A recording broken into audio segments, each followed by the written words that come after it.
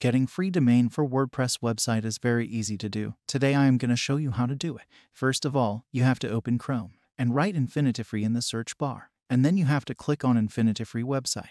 After it, you have to click on register. If you are opening this website for first time, you have to sign up and enter your details here. Here I am having my account on Infinity website, so I will just log in here. When the Infinity website dashboard will be open, you have to click on Create Account button. Then you have to enter your subdomain here. As I enter my subdomain, after it you have to click on Check Availability. And here you can see this domain is available. So I will enter here account password. After it you have to click on Create Account button. And now you have to click on Finish button. And here you can see my domain. I will copy it and put it into the Chrome to check is it working. Yes, it is working. Now you have to click on Control Panel. Then you have to click on I approve button. Now you have to scroll down here and you have to click on App Installer. After it you have to click on Install button to attach your WordPress with your subdomain. After installing WordPress, your subdomain will be attached to WordPress and it's done. So in this way you can get free domain for WordPress website.